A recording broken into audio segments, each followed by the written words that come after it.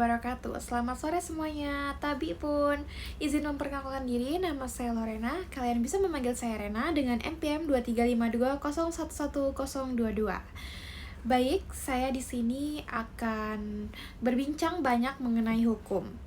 Dan ini tugas dari Hukum Perundang-undangan dengan dosen pengampu saya yaitu Ibu Marta Riananda SHMH.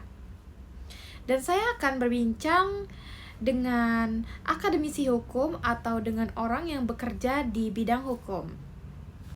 Baik, di sini saya bersama beliau yaitu Bapak Ujang Solihin, sarjana agama, magister hukum, magister manajemen. Beliau ini bekerja yaitu di bidang hukum, yaitu tepatnya di Pengadilan Tinggi. Baik Bapak, selamat sore Bapak Ujang Solihin. Selamat sore, Kak Rena. Kita diskusi ya, Kak Rena. Baik, diskusi yang pertama ini saya ingin menanya nih Pak, menurut Bapak ini apa aja sih tantangan terbesar dalam proses legislasi di Indonesia saat ini Pak? Terima kasih, Kak Rena. Selamat sore.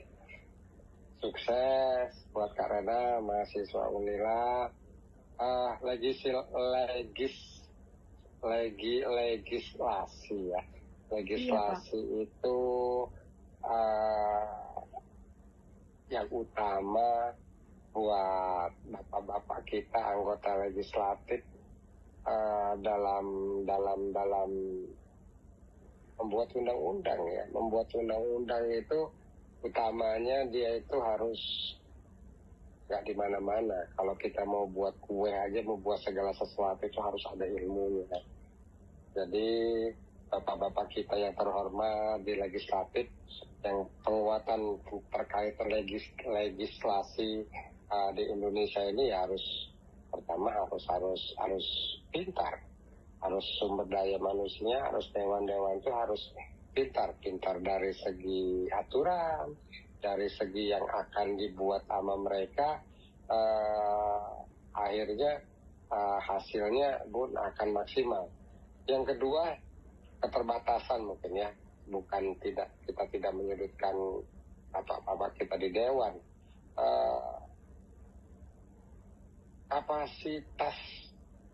Kapasitas di Dewan Perwakilan Rakyat dan Dewan Perwakilan Daerah itu kapasitasnya belum optimal, belum maksimal saat ini.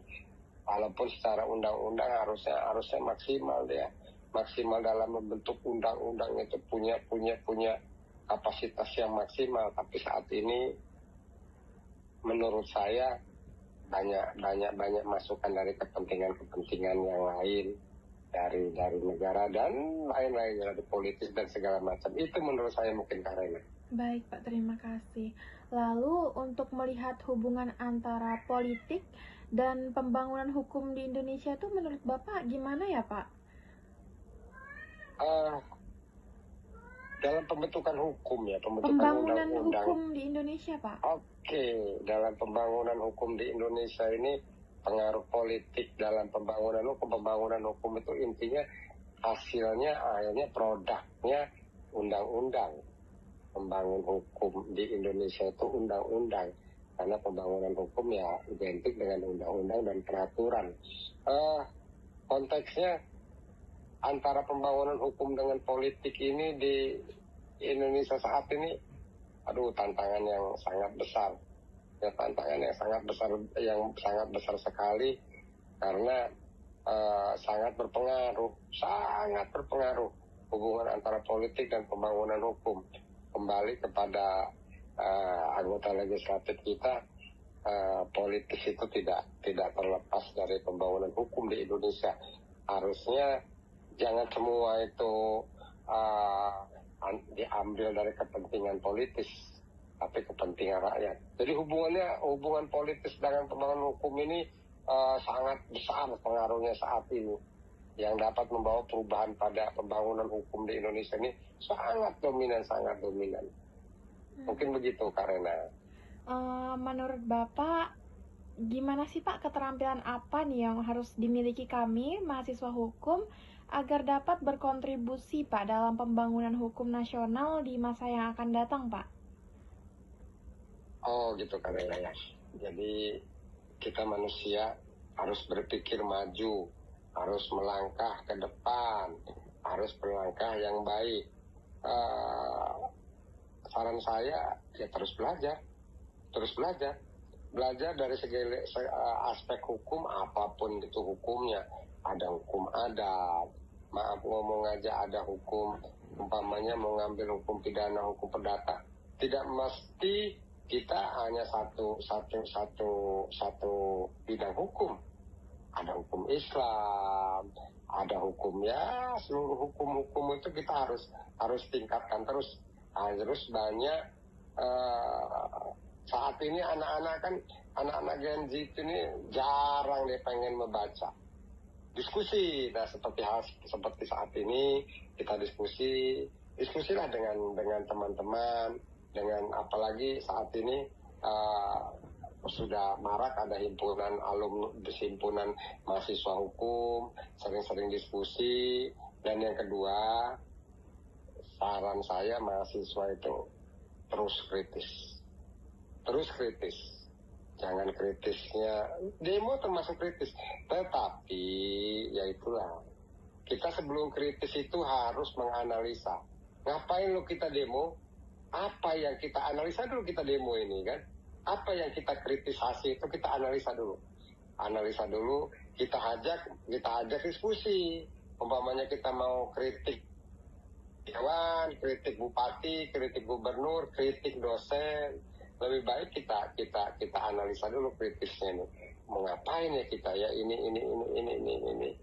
Kita harus mahasiswa pertama itu harus belajar, kedua harus kritis tapi menganalisa kritis yang utamanya. Analisis kritis yang terakhir mungkin bagi saya harus mampu berkomunikasi. Kalau orang mahasiswa tidak mampu berkomunikasi, ngobrol aja diem, komunikasi yang baik, akhirnya dengan komunikasi itu kita banyak bertanya, banyak berdiskusi. Mungkin itu Karena. Lalu ada pertanyaan lagi nih Pak, bagaimana sih Pak pandangan Bapak ini mengenai perencanaan hukum melalui prolegnas atau prolegda Pak? Prolegnas itu perencanaan instrumen penting dalam perencanaan hukum. Intinya sebetulnya harus secara sistematis ya karena ya. Bagus. Untuk prolegnas dan prolegda itu menurut saya perencanaan yang bagus tapi harus secara sistematis, tetapi ada rekomendasi yang harusnya punya disiplin yang pas perencanaan itu. Kita kalau sudah punya suatu rencana harus memakai batas waktu, disiplin waktu. Disiplin waktu, seandainya umpamanya waktu pengesahan, waktu pembahasan harus disiplin dan transparan itu kan ada naskah akademik itu harus transparan apa yang akan kita rencanakan dengan produk hukum tersebut. Mungkin begitu Karena. Oh begitu Bapak. Terima kasih banyak Bapak atas ilmu yang telah Bapak berikan kepada saya mahasiswa hukum, dan juga video ini kan akan saya share agar ilmunya dapat berbagi kepada teman-teman saya yang lainnya. Berhubung ini hanya tugas individu Bapak, jadi waktunya sangat singkat sekali, dan saya harap kita akan bertemu lagi di diskusi yang mungkin lebih luas Pak, yang lebih ada teman-teman saya, diskusi yang lebih besar lagi Bapak. Terima kasih Karena, sama Karena. Saya sangat mendukung, sangat senang dengan mahasiswa yang senang diskusi.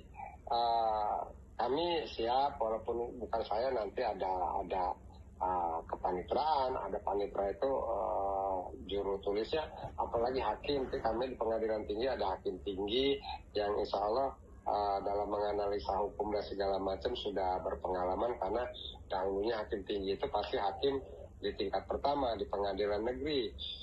Dan kami pun mungkin dalam diskusi, namanya diskusi, kita feedback, bukan hanya mahasiswa saja yang dapat ilmunya, tetapi saya pribadi pun, kami pun mungkin melihat perkembangan saat ini dengan mahasiswa-mahasiswa yang produk Gen Z. Begitu Karena. Sukses selalu Karena. Terima kasih ya Karena. Sama-sama. Terima kasih banyak Bapak atas waktunya. Assalamualaikum warahmatullahi wabarakatuh. Waalaikumsalam warahmatullahi wabarakatuh.